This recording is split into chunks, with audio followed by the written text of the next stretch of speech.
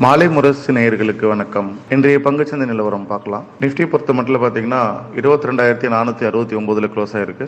Market கம்ப்ளீட்டா பாசிட்டிவா இருக்கிறதுக்கான வாய்ப்புகள் இருக்குன்னு நான் சொல்லியிருந்தேன். ஸோ தொடர்ச்சியா நிஃப்டி பாசிட்டிவாகவே போயிட்டு இருக்கு. அதாவது ஸ்ட்ரெயிட்டாகவே பாசிட்டிவா போகாது, சின்ன சின்ன கரெக்ஷன் கொடுத்து தான் போகும். ஸோ நான் உங்களுக்கு ஒரு விஷயம் சொல்லியிருந்தேன். ஸோ மார்க்கெட் கீழே வரதுக்கான வாய்ப்புகள் குறைவு, மேலே போறதுக்கான வாய்ப்புகள் இந்த வருஷம் ரொம்ப அதிகம்னு சொல்லி 22,000 கோடி நிஃப்டி 24, 25 தாண்டி போறதுக்கான வாய்ப்புகள் இருக்கு இந்த வருஷம். ஆனால் அதே நேரத்தில் கீழே பார்த்தீங்கன்னா ஒரு 20,500 20,000 கூட போறதுக்கு வாய்ப்பு இல்லை. அதனால சொன்னா ஃபைனல் ஸ்டாப் லாஸ் 20,000 வச்சுட்டு தாராளமா நம்ம இன்வெஸ்டரா இருக்கலாம். நிச்சயமா உங்களுக்கு 80 to 90% சக்சஸ் ரேட் இருக்கு மார்க்கெட் பாசிட்டிவா போறதுக்கு இந்த வருஷம் அப்படின்னு சொல்லியிருந்தேன். ட்ரேடருக்கு ஏற்ற மாதிரி லெவல்ஸ் நான் சொல்றேன், அண்ட் இன்வெஸ்ட்மெண்ட்டுக்கு ஏற்ற மாதிரி ஒரு லெவல்ஸ் சொல்றேன். இப்போ ஷார்ட் டேர்ம் இன்வெஸ்டரா இருந்தீங்கன்னா உங்களுக்கு இமீடியட் ரெசிஸ்டன்ஸ் பாத்தீங்கன்னா 22,600 இருக்கு. ஸோ 22,600 உடைச்சதுன்னா 23,000 வரைக்கும் போகும். ஸோ மார்க்கெட் பாத்தீங்கன்னு சொன்னா இது ஒரு லெவலா உடைச்சு 24,000 கூட போகும். ஸோ பட் ஏன்னா இதுக்கு கொஞ்சம் டைம் ஆகும். ஆனா நான் சொன்னது நடக்க போகுது. ஆனா லெவல்ஸ் ஒரு லெவல் ரீச் ஆகும்போது மார்க்கெட் அங்க ரெசிஸ்டன்ஸ் பவுண்ட் ஆகி ஒரு கரெக்ஷன் கொடுத்துட்டே தான் போகும், ஸ்ட்ரைட்டா மேல போகாது. சோ அப்படி பார்க்கும்போது இந்த வாரம்